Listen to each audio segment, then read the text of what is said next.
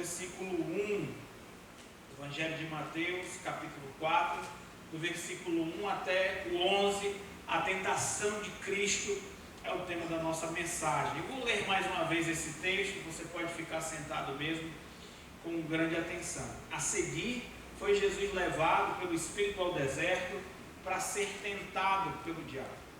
E depois de jejuar 40 dias e 40 noites, teve fome. Então, o tentador, aproximando-se, lhe disse: se és o Filho de Deus, manda que estas pedras se transformem em pães. Jesus, porém, respondeu: está escrito, nem só de pão viverá o homem, mas de toda palavra que procede da boca de Deus. Então o diabo levou a cidade santa e colocou-o sobre o pináculo do templo e lhe disse: se és filho de Deus, atira-te abaixo, porque está escrito: aos seus anjos ordenará a teu respeito que te guardem, e eles te sustentarão nas suas mãos, para não tropeçares em alguma pedra. Respondendo-lhe Jesus: também está escrito: não tentarás o Senhor teu Deus. Levou ainda o diabo a um monte muito alto, mostrou-lhe todos os reinos do mundo e a glória deles, e lhe disse: tudo isto te darei, se prostrado me adorares. Então Jesus lhe ordenou: retira-te, Satanás, porque está escrito: ao Senhor teu Deus adorarás, e só a ele darás culto. Com isto, então o diabo o deixou, e eis que vieram os anjos e o serviram. Vamos orar. Ó Deus, pedimos a tua graça sobre as nossas vidas. É o momento em que abrimos a tua palavra e vamos refletir, Senhor Deus, nessas verdades. Pedimos que o Senhor fale ao nosso coração, remova os obstáculos, seja conosco, ó Deus, transforme nossas vidas. Essa é a minha oração em nome de Jesus. Amém.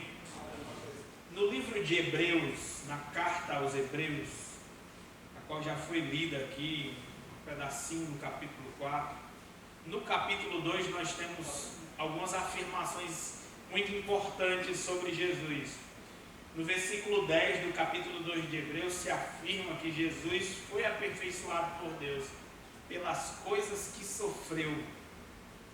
Jesus Cristo, ao se encarnar, o Filho de Deus, ao assumir a natureza humana, ele precisou passar por um aperfeiçoamento. Ele já era perfeito no seu caráter, mas ele precisou ser aperfeiçoado para poder, no sentido de ser apto para cumprir o seu ministério sacerdotal.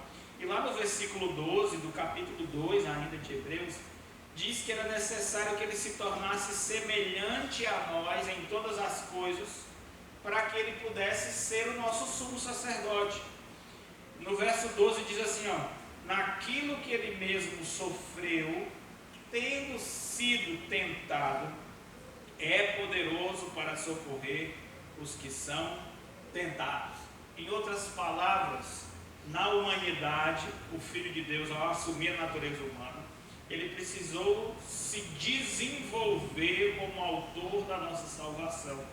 E ele se desenvolve através da sua matrícula pelo próprio Pai, guiado pelo Espírito Santo, na escola do sofrimento e na escola da tentação. Ele precisava passar pelo sofrimento e pela tentação para que ele pudesse compreender as lutas espirituais que nós passamos, entender as nossas dores profundas e assim ser capaz de se compadecer de nós. Essa característica é indispensável para alguém ser um apto sumo sacerdote. E então aqui no capítulo 4, a gente vê o Senhor Jesus Cristo que já foi matriculado na escola do sofrimento desde que nasceu, sendo rejeitado, sendo desprezado, no próprio nascimento. Nasceu numa estrebaria, porque não havia lugar para ele numa estalagem. Foi abrigado numa caverna escura, porque não havia um quarto quente para ele. Ele teve que fugir para não morrer durante a sua infância da ira do rei Herodes. Ele teve que viver numa comunidade bem carente, na vila de Nazaré. E, inclusive, isso era uma pecha que as pessoas jogavam sobre ele, dizendo: pode vir alguma coisa dessa cidade. E essa escola do sofrimento só se agrava, cada lição cada vez mais difícil, que termina inclusive na cruz, quando ele derrama o seu sangue em nosso favor. E agora nós, não digo que pela primeira vez Jesus Cristo é tentado, mas pela primeira vez o Evangelho de Mateus nos coloca aqui para visualizar as lutas espirituais que o nosso Salvador passou, as intensas tentações, as grandes provas, as profundas tentativas de Satanás de fazê-lo cair e se desviar. E nós, inclusive, nos identificamos muito com Cristo, porque as tentações que ele passou são exatamente semelhantes às nossas, apenas mais profundas. E, além disso, Jesus Cristo nunca pecou, nunca sucumbiu a nenhuma tentação. Essa experiência ele não tem, mas a experiência de ser tentado como eu e você, de sermos da tentativa de Satanás de nos subjugar, de nos atrair para o pecado, com falsas promessas, criando ilusões, semeando insatisfação, nos levando a sermos infiéis e desobedientes. Jesus Cristo sentiu isso, inclusive, numa profundidade muito maior do que qualquer ser humano tenha sentido, porque ele foi capaz de resistir todas as tentações de Satanás. E a gente entende perfeitamente que Satanás tentou de uma forma muito mais profunda a Jesus do que qualquer um de nós. Às vezes nós não precisamos nem ser tentados para cair no pecado, não é verdade? Mas Jesus Cristo resistiu todas as astúcias de Satanás sem sucumbir ao pecado. A Bíblia diz que ele foi tentado em todas as coisas semelhante a nós, mas sem pecado. Então aqui o Senhor Jesus Cristo se matricula na escola do sofrimento e da tentação. Então eu quero que você note as duas primeiras palavras do capítulo 4. A seguir. Há uma sequência cronológica, né? Jesus é tentado. Significa que antes disso teve algo importante. Qual foi o evento que antecedeu esse período de prova que Jesus Cristo, a qual Jesus foi submetido? Foi o seu batismo, a sua unção como o Cristo, o Messias, quando o Espírito Santo desce sobre ele, ungindo para o seu ofício profético, sacerdotal, messiânico. Os céus se abrem, o Espírito Santo desce sobre ele, se ouve uma voz do céu dizendo: este é o meu Filho amado, em quem me comprazo. Foi um glorioso momento na Judéia, no frescor do Rio Jordão. Mas após esse momento, onde ele é ungido oficialmente como o nosso Cristo, como o nosso Salvador, ele passa então, guiado pelo Espírito do qual recebeu a unção. Agora ele está sendo guiado por esse Espírito para o deserto, para o momento de provas. Então, no batismo ele é ungido, agora no deserto ele é provado. Por ocasião do batismo, o Pai afirmou que ele é o seu Filho amado e tem nele todo o prazer. Agora no deserto, Satanás semeia a dúvida: tu és mesmo o Filho de Deus?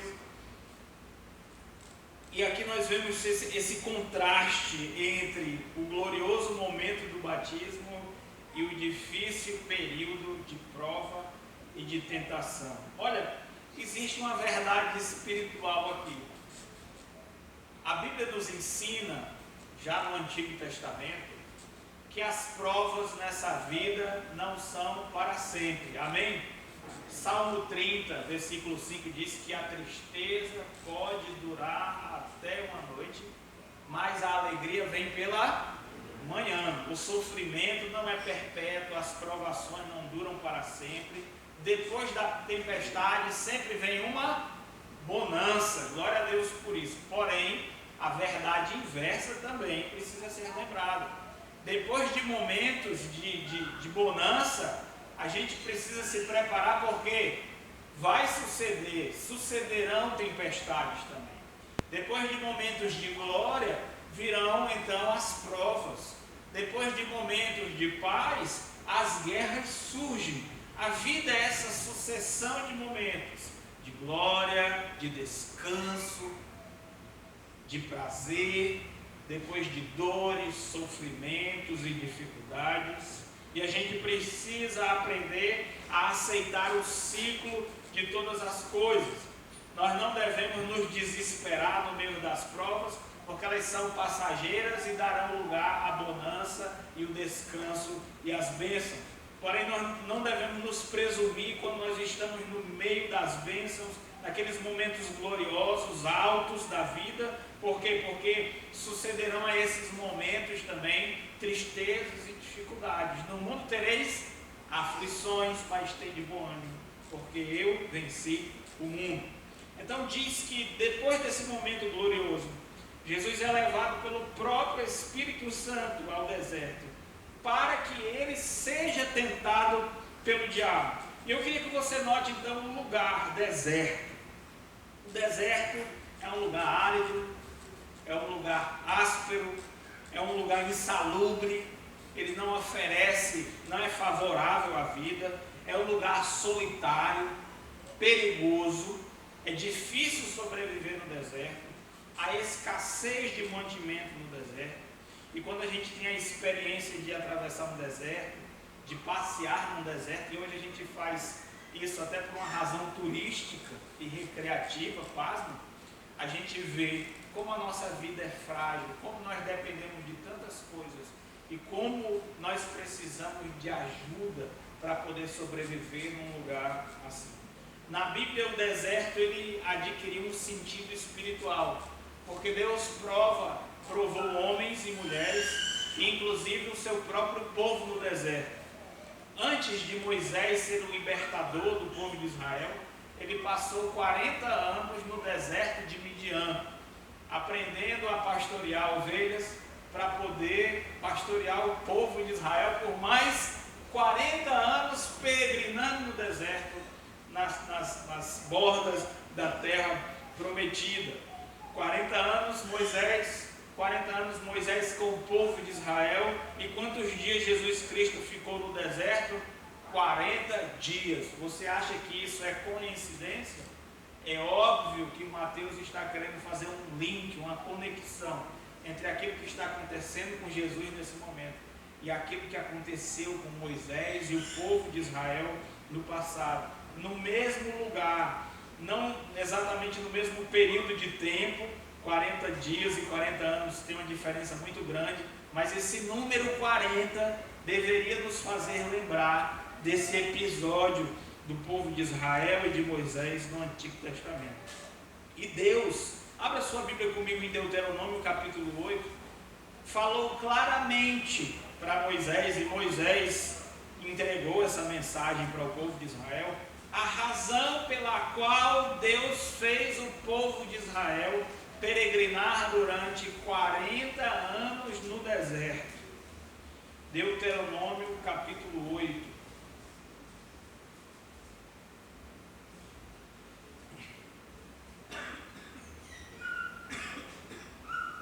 A partir do versículo... Desculpem.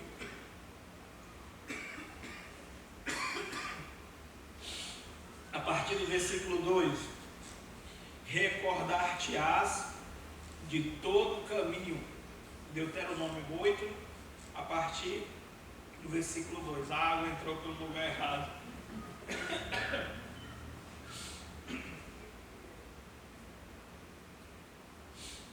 Muito bem. Recordar-te-ás de todo o caminho pelo qual o Senhor teu Deus te guiou no deserto durante 40 anos. Para quê? Olha as intenções de Deus com Israel no deserto. Para te humilhar, para te provar, para saber o que estava no teu coração, se guardarias ou não os seus mandamentos. Ele te humilhou e te deixou ter fome, e te sustentou com o maná que tu não conhecias, nem teus pais o conheciam, para dar a entender que nem só de pão viverá o homem, mas de tudo o que procede da boca do Senhor viverá o homem. Não é incrível isso? E era exatamente nesse texto que Jesus Cristo estava meditando, quando Satanás dá a sua primeira investida contra Jesus. Tu és o Filho de Deus, transforma estas pedras em pão. Jesus Cristo estava pautando a sua experiência no deserto durante aqueles 40 dias, na experiência que o povo de Israel teve no deserto durante 40 anos. Isso é incrível, porque Deus usou o deserto, esse lugar difícil, insalubre, solitário, perigoso, árido, desconfortável, difícil de sobreviver, para provocar algo espiritual no seu povo. Ele queria quebrar o orgulho do seu povo. Ele desejava revelar nessa situação difícil de deserto a corrupção, a maldade do seu próprio coração. Deus queria adestrar o seu povo no caminho da obediência. Deus também queria que o seu povo aprendesse a depender dele e confiar na sua provisão. Porque era no deserto que o povo sem meios e recursos precisava aprender a esperar apenas de Deus o suprimento das suas necessidades. É óbvio que Jesus Cristo não tinha necessidade de quebrar orgulho. É óbvio que Jesus Cristo não tinha corrupções para serem reveladas no seu coração. É óbvio que Jesus Cristo não precisava ser adestrado na obediência, porque ele já era obediente e fiel. E é óbvio que Jesus Cristo não necessitava aprender a confiar em Deus, porque sua confiança no Senhor era absoluta. Mas Jesus Cristo é levado para o deserto para provar para o povo de Israel que ele venceu naquilo que o povo de Israel falhou reiteradamente no passado. E se nós voltarmos no tempo para o período da criação, nós lembramos do paraíso. O paraíso do Jardim do Éden é exatamente o oposto do que um deserto é.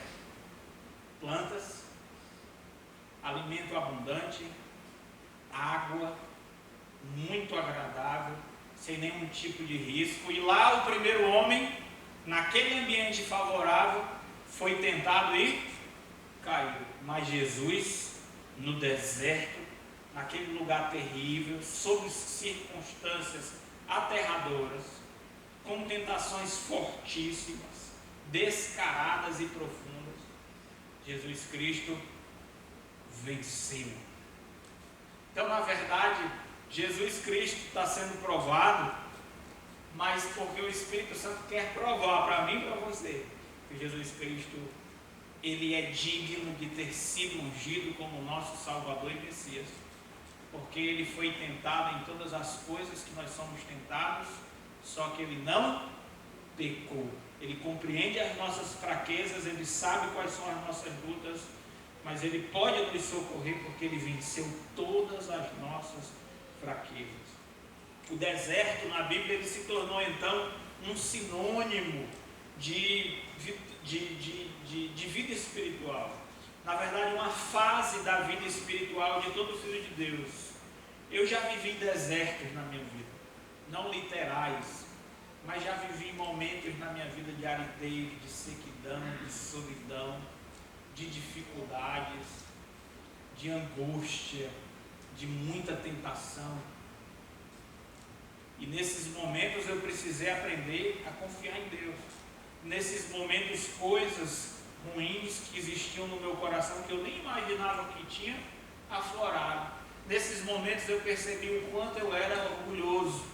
Todo filho de Deus, todo homem e mulher passa por momentos de deserto. Graças a Deus, agora eu não estou num deserto, mas eu já passei por um. Provavelmente, no meu caminho, eu vou passar por outros, não só por mais um, mas por outros períodos de deserto. Talvez eu esteja falando com alguém hoje que esteja num deserto espiritual, que se sinta exatamente como o povo de Israel, ou como Jesus, nesse lugar árido, nesse lugar seco, nesse lugar solitário, precisando aprender a depender e a confiar de Deus. Lembre-se que para Jesus o deserto foi um momento de prova, mas um momento de vitória. E isso pode ser também a nossa herança. O deserto é um lugar para o qual Deus nos leva para nos dar a oportunidade de crescer. E o prêmio dessa escola, quando a gente se forma na escola do deserto, é aquilo que a gente chama de aprovação. Abra comigo sua Bíblia em Tiago capítulo 1, por favor. A Bíblia fala coisas estranhas sobre as provas. E a gente precisa entender porque a palavra de Deus ela foge do nosso senso comum e diz essas coisas tão diferentes da nossa mentalidade. Tiago capítulo 1, versículo 2 a 4, ele diz assim: meus irmãos, tem por motivo de toda alegria o passardes por várias provações, sabendo que a provação da vossa fé, uma vez confirmada, produz perseverança. Ora, a perseverança deve ter ação completa, para que sejais perfeitos e íntegros, em nada deficientes. Por incrível que pareça, as provas devem ser motivos de alegria. Quando Deus nos coloca no deserto, quando o Espírito Santo nos guia para o deserto, para sermos tentados pelo próprio diabo, enfrentarmos Satanás, entrarmos em batalha com o inimigo das nossas almas, sofrermos as dificuldades desse momento de deserto, ele tem uma intenção positiva. Deus quer nos adestrar para a batalha, Ele quer nos fazer crescer, Ele quer produzir em nós confirmação de fé, Ele quer produzir em nós perseverança, Ele quer nos completar, Ele quer que sejamos perfeitos, em nada deficientes. E nós seremos provados, testados e retestados, até que aquilo que é necessário que se produza na nossa vida, surja e então nós sejamos completos. Olha o que diz o versículo 12. Bem-aventurado o homem que suporta com perseverança a provação, porque depois de ter sido aprovado, receberá a coroa da vida, a qual o Senhor prometeu aos que amam. A chave para a gente vencer as provações é a perseverança, é não desistir, é continuar, porque as intenções de Deus são as melhores possíveis. Deus nos faz sofrer, nos coloca cara a cara com o diabo para travarmos batalhas. Deus nos testa, nos coloca sob circunstâncias difíceis, não porque Ele é mau e quer a nossa ruína, antes do contrário, Deus é bom e quer nos aperfeiçoar, quer produzir frutos nas nossas vidas, que completam o nosso caráter, que nos fazem melhores servos para fazermos a sua obra. Num momento de deserto da minha vida, eu me queixei com uma pessoa. A pessoa percebeu o semblante, a minha tristeza, e disse assim: pastor Rafael, você está triste? Eu disse: eu estou. O que está acontecendo? Eu disse: estou passando por algumas provas.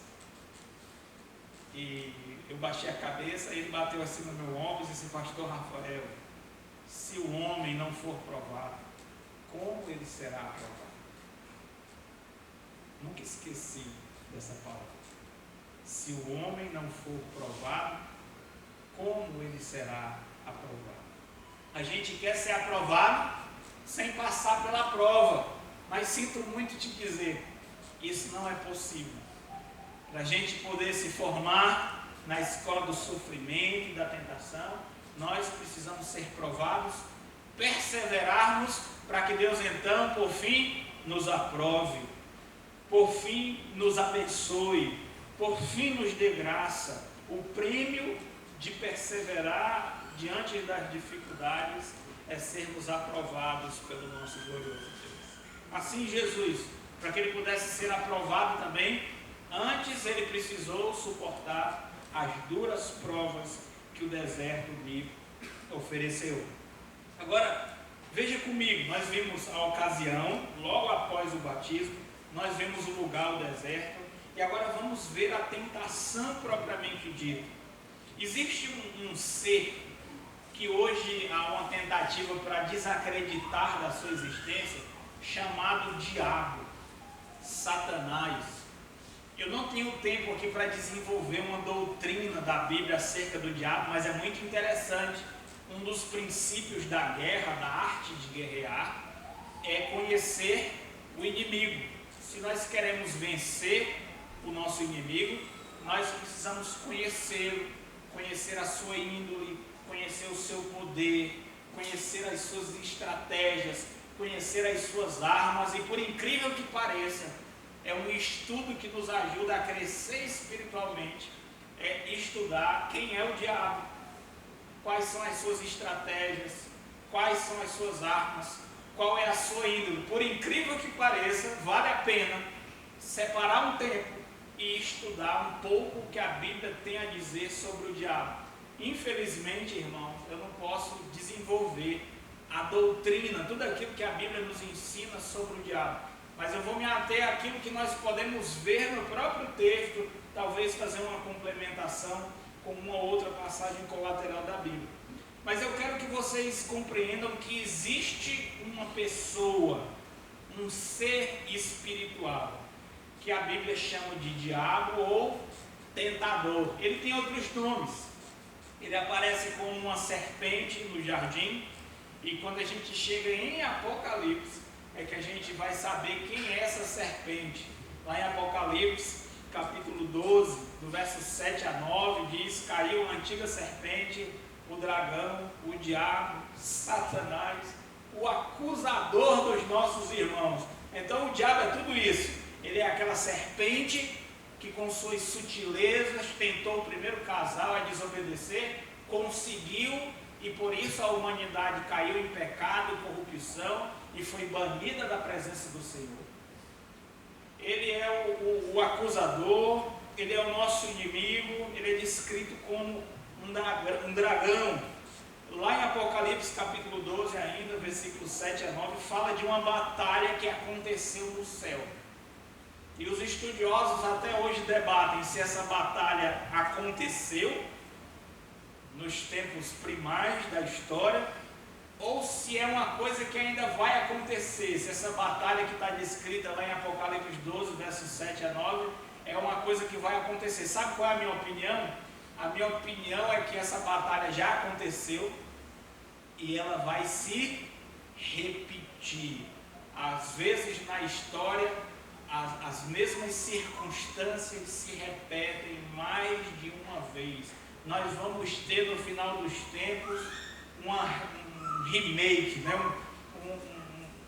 Como eu poderia dizer, uma reprise, pronto, era essa palavra, uma reprise daquilo que já aconteceu no passado. Satanás é um anjo muito poderoso que decidiu se rebelar contra Deus por orgulho. Ele conseguiu seduzir uma boa parte dos anjos. Inclusive nesse texto de Apocalipse 12, do 7 a 9, diz que quando o dragão é expulso do céu, quem é o dragão? É a antiga serpente, Satanás, o acusador, o diabo. Mais claro do que isso é impossível. Ele arrasta com a sua cauda a terça parte das estrelas do céu. Uma clara referência aos anjos. É por isso que em alguns teólogos dizem, nós estimamos, que os anjos caídos que se rebelaram junto com Satanás, a quem Jesus chama de anjo do diabo, porque o seguem,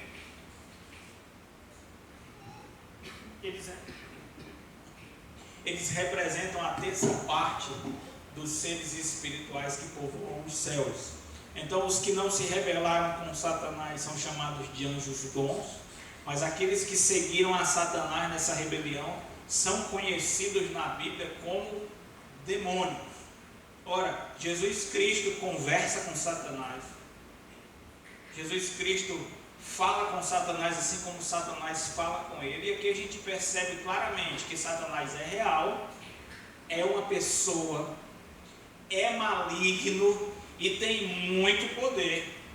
Ele transporta Jesus Cristo de um lugar para outro, ele o leva para a cidade santa, do deserto para a cidade santa, ele o leva para uma montanha bem alta, ele mostra com suas artes angélicas os reinos do mundo de sua glória. Ele sugere a Jesus que se ele se prostrar diante de Cristo, ele vai dar tudo aquilo que ele está mostrando para ele. Basta que ele Jesus adore a Satanás. Aí a gente vê como o diabo é o diabo mesmo, né? É muito atrevimento. Se eu estivesse lá, eu dava assim, bate na tua boca, rapaz, para tu falar com Jesus. A vontade que a gente dá é isso, porque o cara é atrevido. Muito bem, mas ele é real, é uma pessoa. Existe hoje uma ideia muito difundida que Satanás seria uma personificação da maldade que existe no mundo. Existe o mal, existe a corrupção, existe a maldade, e os homens então personificam essa força maligna que faz parte da realidade, atribuindo essa força, características pessoais e dando inclusive o nome do diabo. E muitas pessoas nem sequer acreditam na sua existência, não têm medo do diabo porque acham que o diabo é uma história de um livro da carochinha, um personagem de uma história de terror, fala do diabo só para a gente dar medo, fazer medo às crianças, mas isso não existe. Bem, quando a gente lê o Evangelho, e a gente lê, assim como, preste atenção, nessa história aqui, Jesus é personagem da tentação, assim como Satanás. Se Jesus é real, o diabo tem que ser real também, ou então a gente não pode levar a Bíblia a sério. Eu conheci um satanista uma vez, e quando ele entrou na sala de aula, eu gostei dele de cara, porque ele usava maquiagem preta, ele tinha uma corrente no pescoço e um cadeado desse tamanho, era cheio de anel no dedo, camisa de caveira. O cara era muito louco, né? Eu não me lembro mais o nome dele, mas quando eu vi ele, eu disse assim, eu gostei desse cara, eu vou fazer amizade com ele. E aí a gente conversava na hora do intervalo do curso, e eu naquela época eu era bem crentinho, assim, eu só andava com a minha Bíblia, sabe, para onde eu ia, e eu sempre lá com a Bíblia do lado, e eu fiz amizade com ele, e aí a gente começou a conversar. Ele trabalhava num necrotério, tá? Ele gostava de rock, naquela época eu gostava de rock também, era crente, mas dava mau valor um rock. Aí a gente conversava, só que as bandas que eu escutava para ele era coisa de criança. Ele escutava assim um tipo de rock muito, muito doido mesmo. Muito bem. E ele disse, a gente conversou sobre religião, e eu disse que eu era crente evangélico, e ele falou que era satanista. Aí a história terminou ali, nossa conversa. Aí no outro dia, não me lembro se foi no dia subsequente, em outro momento eu disse, ei cara, deixa eu te perguntar uma coisa. Tu me falaste que tu é satanista, mas deixa eu te perguntar, tu disse que é satanista só para tu dar essa cara de mal, é só um estilo que eu vejo que tu gosta de vestir preto, né? Tu gosta de escutar esses rocks pesados, que tem invocação, que tem bruxaria, que o pessoal faz sacrifício eu dei uma olhada na internet lá e vi que o negócio era pesado. Assim, mas isso aí é só um estilo, assim, só para tu dar uma de mal, para dar aquela pegada assim de roqueiro, ou tu realmente acredita no diabo e você adora o diabo como se você fosse servo dele? Aí ele olhou dentro dos meus olhos e disse assim, Rafael, a maior conquista de Satanás é fazer com que as pessoas não acreditem nele, na sua existência, para que ele possa exercer o seu domínio sobre elas nas ocultas. Rapaz, o cara falou com tanta convicção que eu me arrepiei. Então ele realmente acreditava no diabo.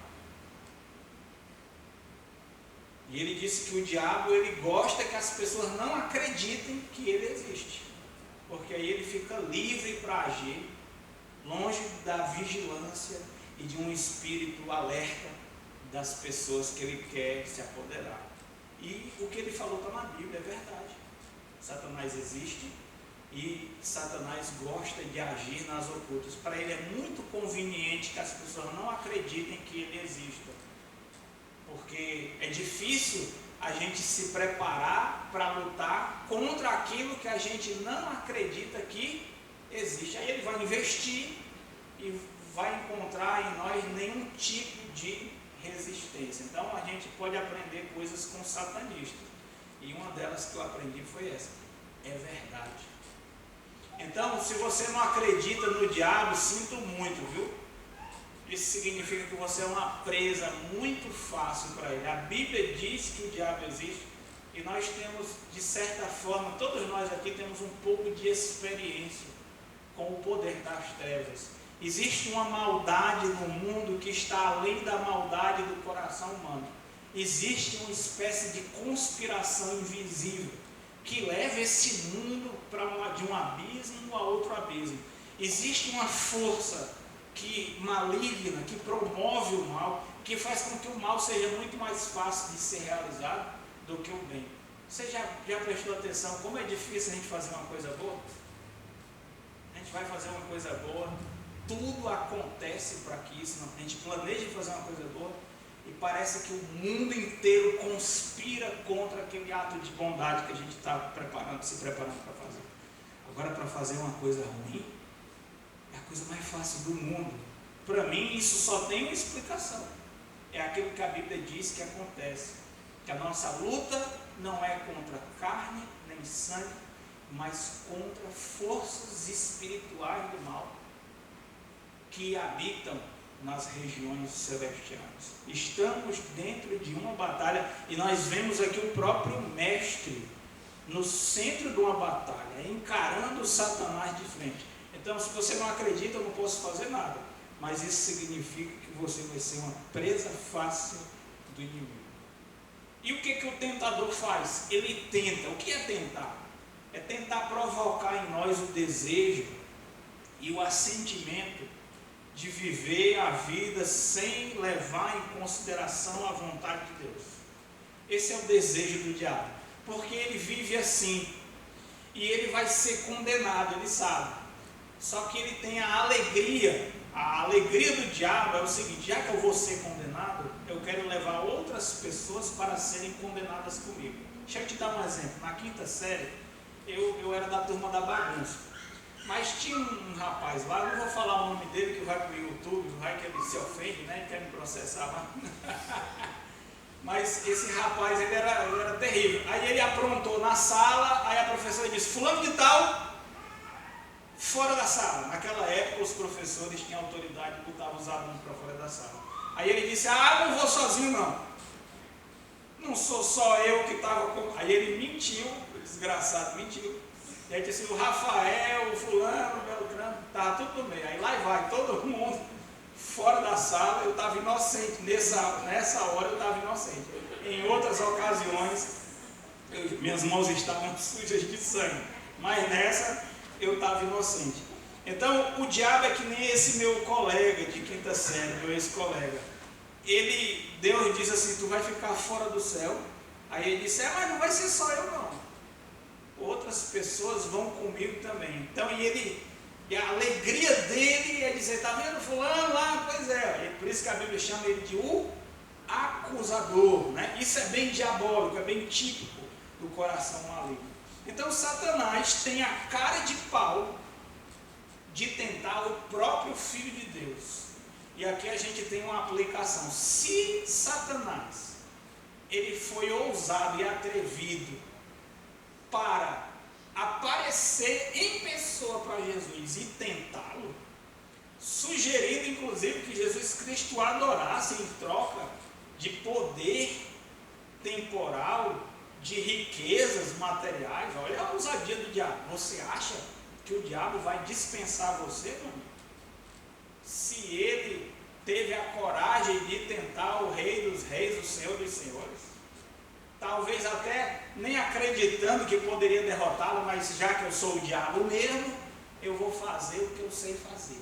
Vou lá, vou tentar. Talvez até sabendo que ele já ia ser derrotado. Mas foi atrevido a esse ponto, quanto mais nós que somos essas pessoazinhas tão fracas, cheios de corrupção. Satanás, ele é atrevido. Então, ele espera um momento de fragilidade na vida de Jesus. Isso aqui é muito típico do diabo, tá? A maneira como Satanás tenta Jesus é, de certa forma, o modus operandi dele. A forma como ele tenta todo mundo. Ele sempre usa essas mesmas estratégias. Ele espera um momento de maior fragilidade. Depois de 40 dias de jejum, aí acontece o inevitável. Jesus Cristo está morrendo de fome. Aí quem aparece? Satanás. O diabo, ele é astuto e ele espera o momento certo para nos atacar. Pedro diz que Satanás ele usa a estratégia dos felinos. Lá em 1 Pedro, capítulo 5, versículo 8, diz que nós devemos estar sempre alertas, porque Satanás, o nosso adversário, ruge ao nosso redor como um leão, querendo nos devorar. Eu gosto de assistir aqueles documentários de animais, né? E é legal ver as onças, os leões caçando, né? Eles veem aquele grupo ali, aí tem uma manada de bichos, aí eles estouram aquela manada, os bichos começam a correr, eles se separam, estavam todos unidos ali, eles começam a correr separados. Durante a carreira, vai alguém ficar para trás. Os mais fortes são mais ágeis e fogem. Os mais fracos, geralmente jovens, parece o diabo, não parece? Geralmente os mais jovens, ou os mais velhos, ou os doentes ficam para trás. E aí vem os leões e comem. Então, isso já é fato. Qual é o denominador comum em todos os animais que são presas dos leões? Algum tipo de fragilidade. Ou a imaturidade, ou subdesenvolvimento, ou velhice, ou doença. Sempre tem algum problema que faz com que aquele animal fique para trás e seja presa fácil para o leão. O diabo é do mesmo jeito. Ele estoura o rebanho, a manada, e aí ele vai olhando o mais fraco, doente, imaturo, menos ágil, menos esperto. Ele procura aquela nossa fragilidade. Ele se aproxima da gente no dia mau, na ocasião perfeita. Paulo fala em Efésios 6 para a gente poder resistir ao diabo no dia mau. Nós temos dias maus, aqueles dias difíceis, aqueles dias que nós estamos cansados, aqueles dias que nosso coração chega quase ao desespero. Aí adivinha quem aparece para como a cereja do bolo? Satanás. E ele nos oferece uma válvula de escape, falsas promessas, conta mentira, nos engana, desperta ilusões. E em toda ilusão, como toda ilusão, ela termina sempre com desilusão. Muito bem, então Satanás ele espera o momento certo, o momento de maior fragilidade. Ele desperta dúvidas no seu coração. O diabo não gosta da verdade. Deus disse para Jesus que ele era o Filho de Deus, mas o tentador pergunta para Jesus naquele momento de dificuldade: se tu és o Filho de Deus, manda que estas pedras se transformem em pães. Embutido nessa declaração do diabo está que ele diz assim: olha, será que tu é Filho de Deus mesmo que tu está passando por toda essa dificuldade? Não é? Deus não é o dono do ouro e da prata. É apropriado para um filho de Deus passar por isso que você está passando? Não é o seu destino ser o Rei dos Reis, o Senhor dos Senhores? Para que tanto sofrimento? Pare de sofrer. Tu é o Filho de Deus. Você foi feito para ser cabeça, não cauda. Você foi feito para viver no paraíso, não no deserto. Como você aceita isso? Ainda mais se tu é o Filho de Deus, tu tem o poder para reverter essa situação. Você não precisa ficar, é a vontade de Deus. Lembra que foi o Espírito Santo que o guiou ao deserto. Será que Deus é tão bom como a gente pensa, assim, que leva a gente para essas situações de dificuldade? Por que você não usa o seu poder, já que você é o Filho de Deus, para satisfazer a sua própria fome? Olha, irmão, eu creio de todo o meu coração que Jesus tinha o poder de transformar pedras em pães. Ele fez muito mais do que isso, ele ressuscitou mortos. Mas um denominador comum em todos os milagres que Jesus realizou é o seguinte: nunca Jesus fez um milagre em benefício próprio. todos os milagres que ele fez foram milagres de amor, em favor de outras pessoas. Não é interessante isso? Aquele que fez as águas pediu que a mulher samaritana desse para ele um copo de água, porque ele não tinha um balde para pegar. Ele disse: me dá um copo de água.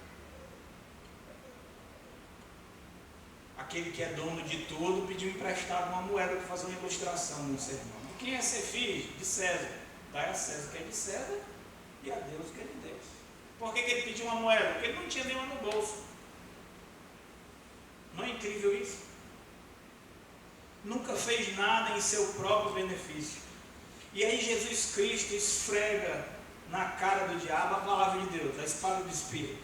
Está escrito, versículo 4: nem só de pão viverá o homem, mas de toda palavra que procede da boca de Deus. Jesus Cristo nos ensina aqui duas coisas, citando um texto lá de Deuteronômio, capítulo 8. Primeiro, que assim como o nosso corpo tem necessidades físicas, a nossa alma tem necessidades espirituais. O que alimenta o corpo é o pão, mas o que alimenta a nossa alma é a palavra de Deus. E tem mais importante do que a satisfação das nossas necessidades físicas é a satisfação das nossas necessidades espirituais.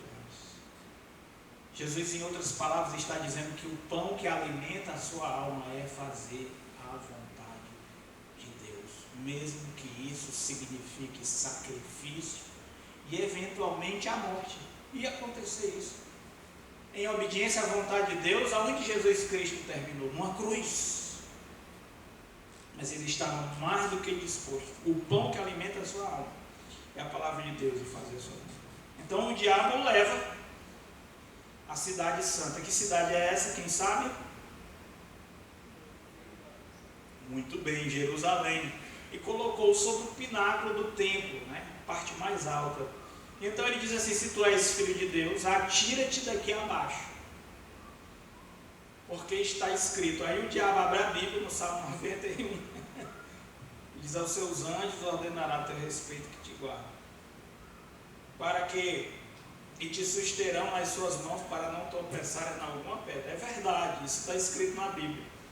Salmo 91, versículo 11 e 12. Porém, Jesus Cristo lhe responde: também está escrito, não tentarás o Senhor teu Deus. Fazendo uma citação de Deuteronômio capítulo 6, versículo 16. Primeiro, quero notar com vocês como o diabo é sujo. Ele é capaz de pegar a própria palavra de Deus para levar você a desobedecer a Deus. Ele abre a Bíblia, a palavra de Deus, para levar você para fora da vontade de Deus. Então cuidado, nem todo mundo que abre a Bíblia perto de você é uma pessoa de Deus. Cuidado, nem todo ensino que vem ali da palavra de Deus necessariamente é um ensino que vem de Deus, e a gente precisa prestar atenção. Nem todo mundo que vem em nome de Deus, nem todo mundo que fala em nome de Deus ou que abre a palavra de Deus tem boas intenções.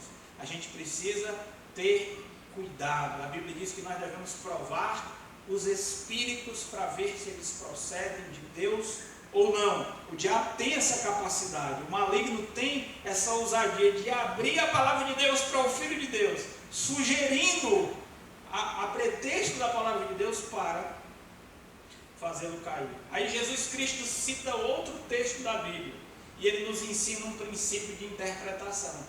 Nós não podemos tirar uma conclusão da Bíblia que contrarie outro texto da Bíblia. É verdade que Deus ele faz com que os seus anjos trabalhem a serviço daqueles que vão herdar a salvação. É verdade que os anjos se acampam ao redor daquele que os ama. É verdade que às vezes os anjos sustentam as nossas mãos para que nós não tropecemos. Isso é tudo verdade. Mas não significa que eu vou me expor a situações onde eu vou ter que forçar Deus a agir ou levar os anjos para me socorrer. Isso é imprudência e isso seria tentar o Senhor Deus. Então nós não podemos abrir a Bíblia e tirar conclusões que contrariam outros textos da palavra de Deus. Isso é um princípio hermenêutico. O diabo não se dá por vencido, ele é insistente. O diabo é brasileiro, ele não desiste. Levou ainda o diabo a um monte muito alto, mostrou-lhe todos os reinos do mundo e a glória deles. Ele disse: tudo isto te darei, se prostrado me adorares. Muitas pessoas perguntam: o diabo pode fazer um negócio desse, pastor? Oferecer os reinos do mundo a Jesus? Sim e não. Como assim? Em absoluto, o dono de tudo é Deus. Só que quando Deus criou o homem, Deus fez do homem o Senhor da criação e colocou tudo debaixo do domínio do homem, não é verdade? Cresçam, se multipliquem, sujeitem a terra, dominem-na. Foi isso que Deus deu para o homem. É o mandato cultural, para que ele andasse na terra, se espalhasse e dominasse sobre todas as coisas. Quando o homem é tentado e decide fazer a vontade do diabo e não a de Deus, aparentemente aconteceu uma coisa. O que aconteceu? O homem entregou o domínio daquilo que Deus deu para ele para Satanás. E o próprio Jesus Cristo reconhece que Satanás, nesse momento da história, ele tem domínio sobre o mundo.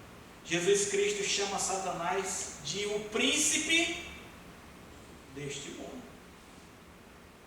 O evangelista João, na sua primeira epístola, no capítulo 5, disse que o mundo inteiro jaz aonde? No maligno. Por quê? Ao homem sucumbir à tentação no jardim, ele entrega o domínio do mundo a Satanás. E de certa forma, Satanás é chamado, inclusive, lá em 2 Coríntios capítulo 4, versículo 4, de o Deus deste século. Então o diabo exerce um domínio, uma esfera de domínio sobre este mundo. Satanás tem um controle sobre pessoas, poderes, sobre nações, sobre reinos. Isso é verdade.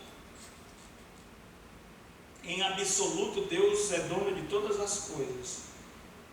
Em absoluto, Deus deu o domínio da terra para o homem, para que o homem, em parceria com Deus, pudessem reinar, sendo Deus o rei sobre o homem e o homem sobre as outras coisas. Quando o homem peca, ele dá o domínio das coisas para Satanás.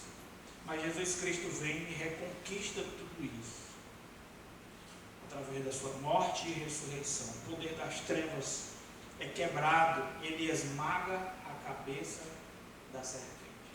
A serpente machuca a sua perna, lhe dá uma mordida, fere seu calcanhar, mas a profecia lá de Gênesis capítulo 3, versículo 15, é que o descendente da mulher, que é Jesus, ele destrói a serpente, ele mata, ele lhe dá um golpe mortal na cabeça. Então ele reaver tudo isso, mas naquele momento, Satanás é o príncipe do mundo, ele diz: olha, está tudo na minha mão, não precisa tu morrer para conquistar tudo isso, não precisa tu ressuscitar e passar por tudo aquilo que Deus propôs para redimir a humanidade, eu te devolvo, basta você me adorar. Olha como o diabo é ordinário. Aí Jesus Cristo diz assim: arreda Satanás, porque está escrito: ao Senhor teu Deus adorarás, e só a Ele prestará culto. O diabo sempre age dessa forma. Ele procura um momento de fragilidade. Ele apela aos nossos apetites carnais, à nossa soberba, à nossa ambição, o instinto de autopreservação, evitando o sofrimento. Ele distorce a palavra de Deus, ele faz com que a gente chegue a duvidar da bondade e da sabedoria de Deus ao nos conduzir nas dificuldades da vida. Ele nos promete aquilo que ele não pode dar. E ele sempre propõe um caminho alternativo à vontade de Deus, dizendo que ele é melhor. Tudo isso é mentira. A Bíblia diz que o Senhor Jesus Cristo sai dessa vitorioso. Diz no versículo 11 que Satanás então se retire, e eis que vieram os anjos e o serviram. Eu quero dizer para vocês, a título de conclusão, que se Jesus Cristo venceu a Satanás, nós também podemos vencer com ele. Amém, irmão? Amém. Simplesmente diga não. A primeira estratégia para você vencer o inimigo é dizer não. Nós temos esse poder. Deus nos deu esse poder de dizer não, de resistir, de dizer: eu não vou fazer o que você quer. Eu não vou me submeter à sua vontade. Eu não vou seguir suas sugestões. Simplesmente diga não. Me lembrei agora de um sermão do saudoso Billy Graham. Simplesmente diga não. Procura lá na internet. Vale a pena ouvir esse sermão. Simplesmente diga não. Aprenda a dizer não para o diabo. A gente tem uma música de criança. Se Satanás me tentar, o que eu digo? Respondo não. Se Satanás me tentar, respondo não. E se Satanás me tentar de novo, o que eu digo? Não. Por quê? Porque eu sou do Rei Jesus soldado. E se Cristo me convidar, o que eu faço? Eu digo sim. Se Cristo me convidar, o que eu faço? Eu digo sim. Se Cristo me convidar, eu respondo sim, porque sou de Jesus soldado. Irmãos, isso é verdade. Nós podemos dizer não para o inimigo. Nós podemos fechar os nossos ouvidos às suas sugestões. Nós temos o poder de recusar os seus oferecimentos e dizer não. O diabo não pode nos constranger, ele pode nos oferecer, ele pode ser muito persuasivo, ele pode tentar nos colocar contra a parede, mas ele não tem o poder de nos fazer pecar. Nós somos livres, nós podemos obedecer o Senhor. Nós podemos resistir ao diabo. Olha o que diz em Tiago capítulo 4, versículo 7. Tiago capítulo 4, versículo 7. Sujeitai-vos, portanto, a Deus. Resistir ao diabo, e o que o diabo vai fazer? Fugirá de vós. Aquilo que aconteceu com Cristo, Jesus Cristo disse não. Satanás o tentou, ele disse não. Satanás abriu a Bíblia, tentou, e Jesus Cristo disse não. O que aconteceu? O diabo foi embora. Porque ele não tem o poder de nos fazer pecar. Ele tem a capacidade de nos tentar. Ele é muito astuto, muito persuasivo, muito sedutor, atrevido, maligno, mentiroso. Mas ele não tem o poder de nos fazer pecar. E se nós dissermos não, ele vai embora. Se nós tão somente resistirmos, ele vai embora. Simplesmente diga não. Algumas pessoas se envolvem com poderes espirituais escuros. Hoje, inclusive, está na moda entre os jovens e adolescentes brincadeiras de feitiçarias, bruxarias, invocação de espíritos. Tome cuidado com esse tipo de coisa. Não tente entrar em lugares onde Deus nos proibiu. Não invoque poderes que Deus disse que nós não deveríamos nos envolver. Muito cuidado mesmo com isso. Existem pessoas infiltradas nas escolas, nas sociedades, nos nossos ajuntamentos, que assim como alguém oferece o Evangelho, essas pessoas oferecem para nós essas possibilidades de manipular poderes ocultos, de conhecermos entidades obscuras, de invocarmos seres espirituais. Cuidado! Essa é uma artimanha do inimigo. Diga não. E se alguém já se envolveu com isso, que isso pode acontecer, que já mexeu com esse tipo de coisa, você pode renunciar. Você não é obrigado a ficar. Renuncie, sujeite-se ao Senhor, resista ao diabo, e o diabo vai fugir de nós. Ele não tem poder na nossa vida quando a gente coloca a nossa vida nas mãos do Senhor. Amém? Em segundo lugar, querido, além da gente simplesmente aprender a dizer não e resistir, nós temos que aprender a usar a espada do Espírito. Jesus combate as mentiras de Satanás com a verdade da palavra de Deus. E essa é a melhor forma de combater a mentira, é com a verdade. As mentiras são muitas, a verdade é uma só. E se nós aprendermos a manusear a palavra de Deus, como Jesus Cristo a manuseava, ele tinha a mensagem da palavra de Deus na ponta da língua. Ele não tinha uma Bíblia na mão como nós temos, mas ele tinha a espada do Espírito na ponta da língua. E como um hábil espadachim, ele cortava, ele golpeava com essa palavra, de forma que ele era capaz de identificar e de resistir e de sobrepujar as mentiras que Satanás contava. Disso depende a nossa vida. Um soldado, ele não vai para a batalha desarmado. Desarmado é pedir para ser morto. Nós estamos numa batalha espiritual. O nosso inimigo é forte e pode muito.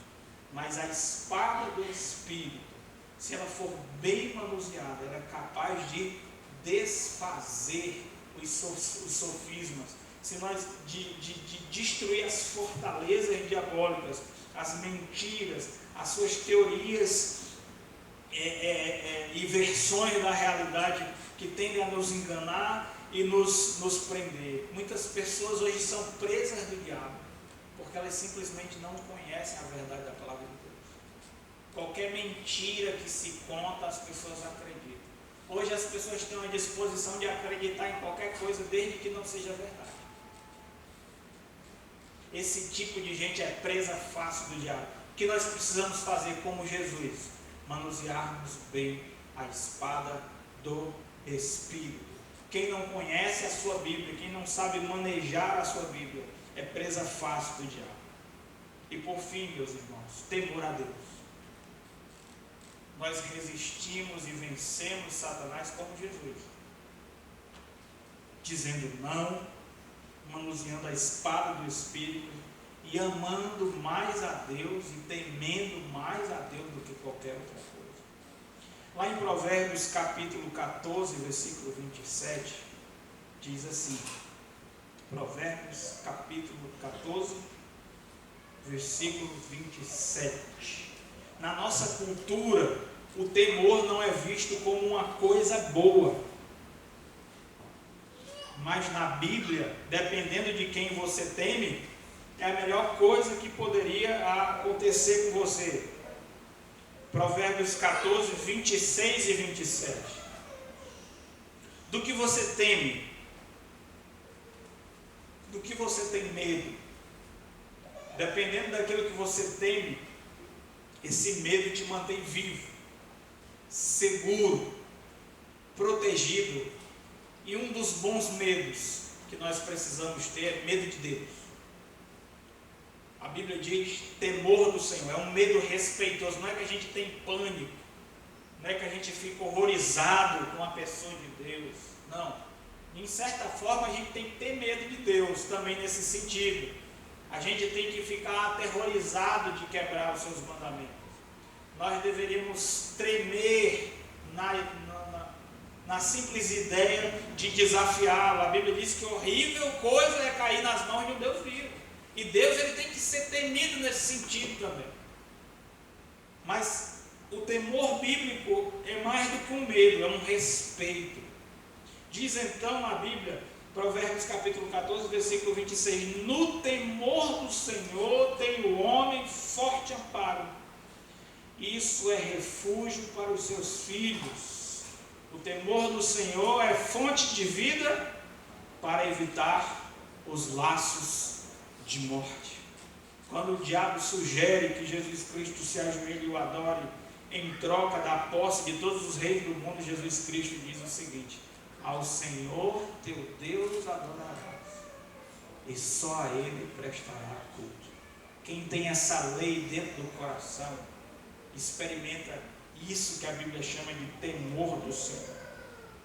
E esse é o nosso amparo, é o refúgio para a nossa família, é fonte de vida e evita os laços de morte. Jesus venceu para que nós pudéssemos vencer. E Ele demonstra, através do seu exemplo, que nós podemos resistir a Satanás. Ele é forte, mais poderoso do que nós, mas Ele não é mais poderoso do que Deus.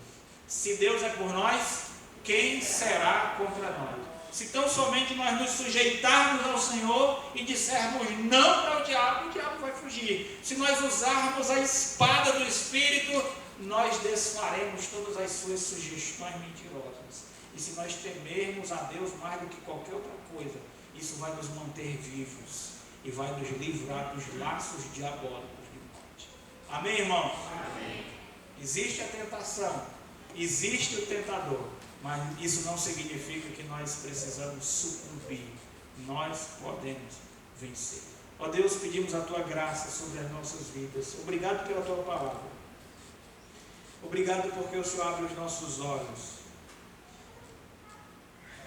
para entender que vivemos num mundo onde habitado por espíritos bons e maus, e que nós precisamos aprender a lidar com as forças espirituais. Nós podemos contar com os anjos bons, confiar que eles estão entre nós, nos protegendo, nos guardando, porque a promessa da Tua palavra, que o anjo do Senhor se acampa ao redor daqueles que o amam e que nos guarda. Muito obrigado, Deus, porque nunca andamos sozinhos. O Senhor está conosco e os Teus anjos estão ao nosso redor. Nós podemos contar com a Tua presença. Esse culto está cheio de anjos.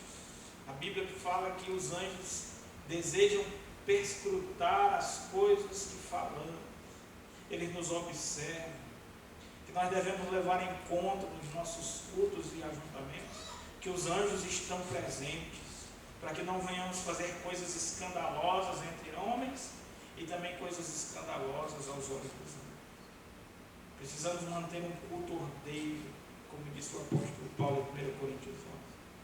Também, Senhor Deus, precisamos estar alertas dos espíritos malignos, dos espíritos das trevas, da existência da perversidade de Satanás, e também da existência e da perversidade de seus anjos, os demônios, que nos combatem, que nos tentam, que nos oprimem, que querem nos destruir, que querem nos arrebanhar como rebeldes no reino das trevas, que querem que nós tenhamos a mesma sorte que eles têm, o castigo eterno. Tentam se satisfazer de que serão condenados, mas não serão condenados sozinhos. Ó Deus, que nós não venhamos ignorar a presença de Satanás nas nossas vidas, mas que nós não venhamos temer, porque o Senhor nos deu todas as armas necessárias para vencermos o nosso inimigo. Apenas precisamos resistir, nos submeter ao Senhor. Apenas precisamos nos ater à verdade da Tua palavra e manejar a espada do Espírito. Apenas precisamos temer mais o Senhor do que qualquer outra coisa. E assim, Senhor Deus, experimentaremos os desertos, suportaremos as provas e não sucumbiremos a nenhuma tentação, porque maior é o que está em nós do que o que está no mundo. Essa é a minha oração, Pai, em nome de Jesus. Amém. Amém.